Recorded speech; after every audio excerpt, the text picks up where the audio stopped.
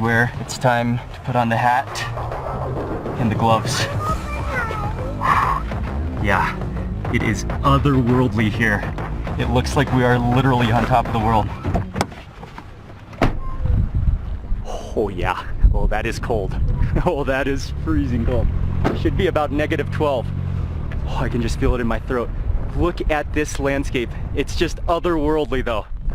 We literally are on top of the world. Assalamu alaikum. There it is, that's the border, that's the famous landmark gate over there. Whew! Yeah, just taking a little walk down the road, I am breathing. I can feel that. I think I'm gonna probably stop right here, but those mountains, they must be in China. Oh yeah, there's the sign Urumqi and Kashgar, just down the road. Okay, well, back in the car. That is some serious elevation. This is the highest elevation I've been to. It's freezing cold out there, but wow, it was just otherworldly. Turn the light all the way up.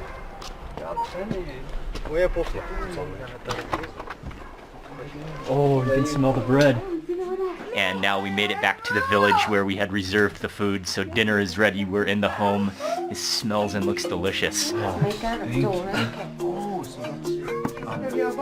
Molida.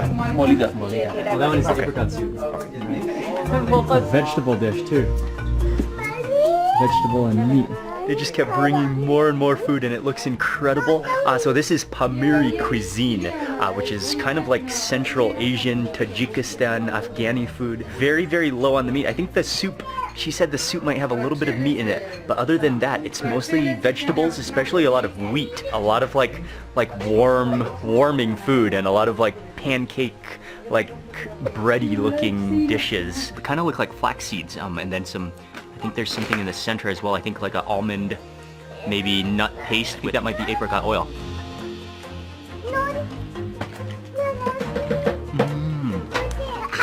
I think that is apricot oil.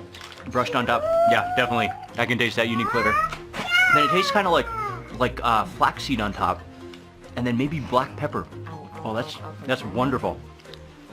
Two different types of soups. One is like a noodle creamy looking soup. One is actually a very unique soup. It's filled with apricots, and you can just see those apricots just in there. So it's kind of I'm sure it's going to be kind of sweet with the apricots. Let's try the noodle soup first. Brought us an amazing assortment of dishes. There looks like a little bit of meat in here.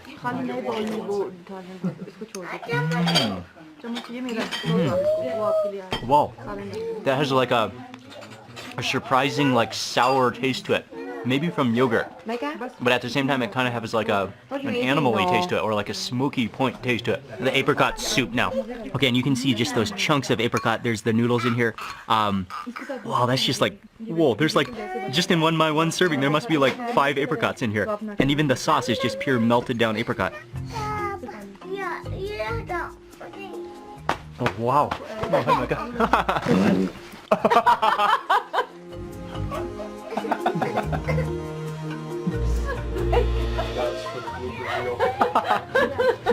I hope I could hear Micah's fart on camera. That apricot soup though, it is like just melted apricots, like cooked down apricots with noodles in it. It's almost like an apricot jam soup. Next dish, this one is like a vegetable, really simmered down, also with potato in it. Oh, that's superb. That tastes kind of like mustard green because it has that slight bitterness to it. You can taste the chilies in there. You can taste like the richness of it, but it's so... Oh, onions in there too. This one is another wheat-based dish. You can see it glistening from the oil. I'm sure that's apricot oil. Let me grab a piece of this. You can definitely taste the nuttiness of this again. Possibly walnuts, but then also possibly apricot seeds. But there's also a staple to try, which is like it almost looks like a porridge. And this dish is actually called molita here. It looks like it could be wheat made into kind of a porridge. Oh, wow. That is again. Wow. That tastes like sour animal, sort of. Wow, that's totally unexpected. You would not even predict that. You think it almost looks like oatmeal. You'd almost think it tastes like oatmeal. but that's just a burst of like sourness. They also do have an extra bowl of oil, which I believe is apricot oil, and I think that came also with the molita.